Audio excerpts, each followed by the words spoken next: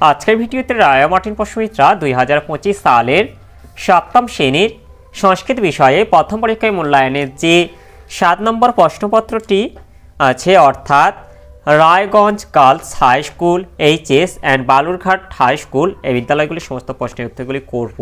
তার আগে তোমরা কেউ যদি আমার চ্যানেলে নতুন হয়ে থাকো তাহলে চ্যানেলটি অবশ্যই সাবস্ক্রাইব করে নেবে। প্রথমে একে আছে দেবনাগরী হরফে লেখো, 1 আছে নিঝর, 2 আছে অম্ল, 3 আছে বাগ্মী, 4 আছে কম্পনম, 5 আছে 45, 6 আছে 72। এগুলিকে দেবনাগরী হরফে করলে হবে। এই যে দেখে নাও তোমরা, 1 আছে নিঝর, 2 আছে অম্ল, 3 আছে বাগ্মী, 4 আছে কম্পনম, 5 আছে 45, 6 আছে 72। এগুলো তোমরা দেখে নাও।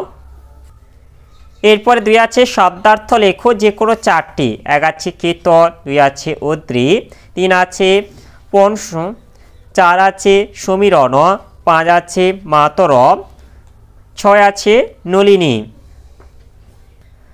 এই যে কেতন মণিটা আছে পতাকা, দিয়েছে অদ্রি মণিটা আছে পর্বত, এটা হবে পঞ্চমণিটা হচ্ছে কাঁঠাল, এরপর যেটা আছে সমীরণ এটা মনে হচ্ছে বাতাস, এরপর মাতরম মনে হচ্ছে মাকে, এরপর নলিনী মণিটা হচ্ছে পদ্ম।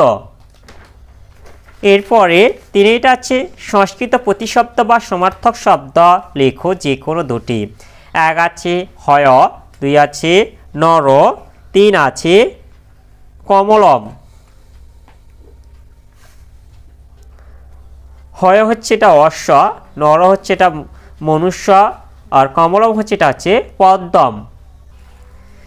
এরপরে 4 আছে বচন ও লিঙ্গ নির্ণয় করো যে কোনো 5টি। 1 আছে বারিণী, 2 আছে কবি, 3 আছে ধেনব, 4 আছে মিত্র, 5 আছে শিশু, 6 আছে মৃগ।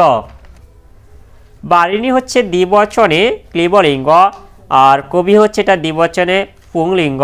এরপর 3টা আছে ধেনব, এটা হবে বহুবচনে স্ত্রীলিঙ্গ। এরপর হচ্ছে মিত্র, এটা হবে একবচনে ক্লীবলিঙ্গ। শিশু হচ্ছে একবচনে পুংলিঙ্গ। এরপরে 6টা আছে মৃগ, একবচনে পুংলিঙ্গ। এরপরে 5 আছে শূন্যস্থান পূরণ করো। 1 আছে মিত্র শব্দ, এটা সূর্য অর্থে পুংলিঙ্গ হয়, কিন্তু মিত্র শব্দ বন্ধু অর্থে ক্লীবলিঙ্গ হয়। এরপরে 2টা আছে শব্দে শেষে, এটা হবে স্বরবর্ণের পূর্বে ম এবং ব্যঞ্জন বর্ণের পূর্বে অনুষ্কার বসে। এরপর 3টা আছে র বর্ণটি, এটা ঘোষ বর্ণগোষ্ঠীর মধ্যে পড়ে এবং বিসর্গ বর্ণটি অযুগ্ম বর্ণগোষ্ঠীর মধ্যে পড়ে। এরপরে 6 আছে শব্দরূপ নির্ণয় করো যে কোনো 4টি। 1 আছে নর শব্দের তৃতীয়ার বহুবচন, এটা হবে নরই। এরপর 2 আছে লতা শব্দের প্রথমার একবচন, এটা হবে লতা। এরপর 3 আছে নদী শব্দের সপ্তমীর দ্বিবচন, এটা হবে নদ্য। এরপর 4 আছে ফল শব্দের দ্বিতীয়ার দ্বিবচন, এটা হবে ফলে। এরপর 5 আছে লতা শব্দের সপ্তমীর একবচন, এটা হবে লতায়া। এরপর 6 আছে মণি শব্দের ষষ্ঠীর বহুবচন, এটা হবে মণিনাম। এরপরে 7 আছে ধাতুরূপ নির্ণয় করো যে কোনো 4টি। 1 আছে ভূ ধাতুর লট উত্তম পুরুষ একবচন, এটা হবে ভবামি। এরপরে 2 আছে স্থা ধাতুর লেট প্রথম পুরুষ দ্বিবচন, এটা হবে থাস্যত।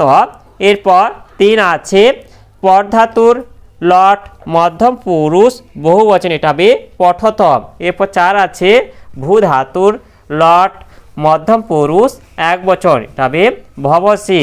এরপর 5 আছে স্থা ধাতুর লেট উত্তম পুরুষ বহুবচন, এটা হবে থাস্যামন। এরপর 6 আছে গম ধাতুর লট প্রথম পুরুষ দ্বিবচন, এটা হবে গচ্ছথ। এরপরে 8 দাগে আছে ব্যঞ্জন বর্ণে 2টি ব এর মধ্যে পার্থক্য কি? এর উত্তরটি হলো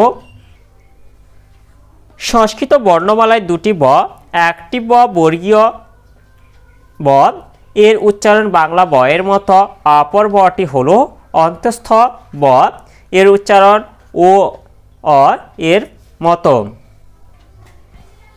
এরপরে 9টা আছে তালবেশ, মূর্ধন্য ষ, দন্তেশ। এই 3টি উষ্ম বর্ণকে আর কি নামে অভিহিত করা হয়? এটা হবে শীষ ধ্বনি। এরপরে 10 আছে শব্দ ও ধাতুর সঙ্গে কি যুক্ত হয়ে একটি পদ গঠিত হয়? তবে বিভক্তি পদ। 11 আছে সংস্কৃত ভাষায় অনুবাদ করো। 1 আছে ময়ূরগুলি, 2 আছে দুটি পালিকা, 3 আছে একটি আম, 4 আছে দুটি হাতি। এগুলিকে সংস্কৃত অনুবাদ করলে হবে ময়ূরগুলি, এটা হবে ময়ূরা। এরপর 2 আছে দুটি বালিকা, এটা হবে বালিকে। এরপর 3 আছে একটি আম, এটা হবে আম্রম। এরপর দুটি হাতি, এটা হবে গজৌ। তাহলে আজকের ভিডিওতে আমরা সপ্তম শ্রেণীর সংস্কৃত বিষয় যে 7 নম্বর প্রশ্নপত্রটি ছিল তা আজ সমাধান করলাম। আর তোমরা কেউ যদি আমার চ্যানেলটা এখনও সাবস্ক্রাইব করে রাখোনি তাহলে চ্যানেলটা অবশ্যই সাবস্ক্রাইব করে নেবে এবং ভিডিওটি ভালো লাগলে ভিডিওটিকে অবশ্যই লাইক, কমেন্ট ও শেয়ার করে দেবে।